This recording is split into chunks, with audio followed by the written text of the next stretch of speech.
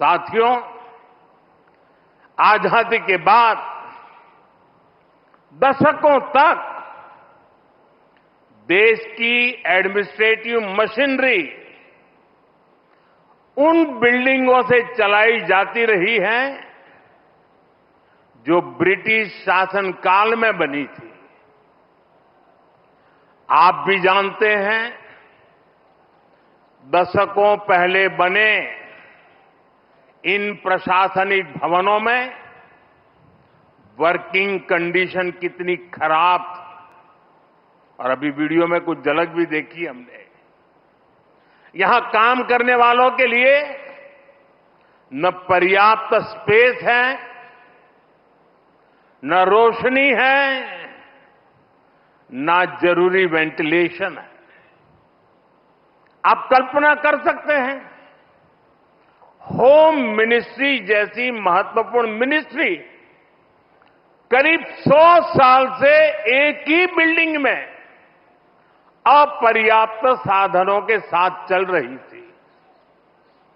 इतना ही नहीं, भारत सरकार के अलग अलग मंत्रालय दिल्ली के 50 अलग अलग जगहों से चल रहे हैं।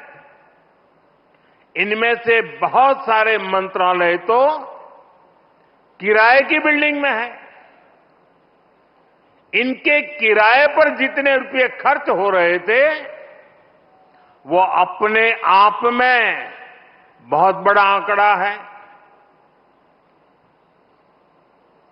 और वैसे पूरा हिसाब लगाएं तो बहुत बड़ा है, लेकिन अगर मोटा मोटा हिसाब लगाएं तो 1,500 करोड़ रुपया प्रति वर्ष इसमें जाता है।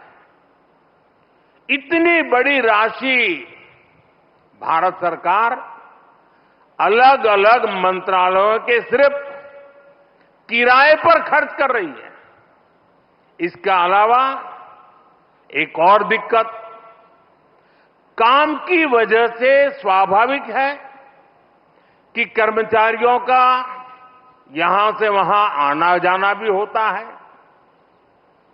अनुमान है कि हर रोज 8 से 10,000 कर्मचारियों को एक मंत्रालय से दूसरे मंत्रालय में आना जाना पड़ता है। अब इसमें भी सैकड़ों गाड़ियों का मूवमेंट होता है, खर्च होता है, सड़कों पर ट्रैफिक बढ़ता है, कितना समय खराब होता है। और इन सब से काम में भी इनएफिशिएंसी के सिवाय कुछ नहीं रहता है।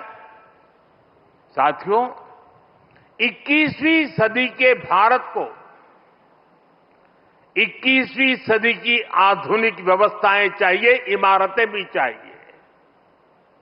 ऐसी इमारतें जो टेक्नोलॉजी, सुरक्षा और सुविधा के लिहाज से बेहतरीन हो, जहां कर्मचारी सहज हो, फैसले तेज हो और सेवाएं सुगम हो।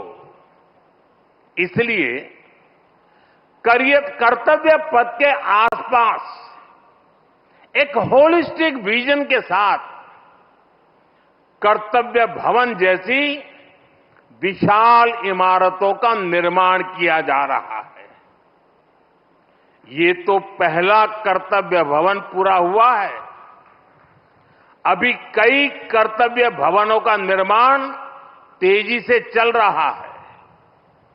ये ऑफिसेस जब आसपास शिफ्ट होंगे, नजदीक नजदीक हो जाएगी, तो इससे कर्मचारियों को सही वर्क एनवायरनमेंट मिलेगा, जरूरी सुविधाएं मिलेगी, उनका टोटल वर्क आउटपुट भी बढ़ेगा और सरकार जो 1,500 करोड़ रुपए किराए पर खर्च कर रही है, वो भी बचेगा।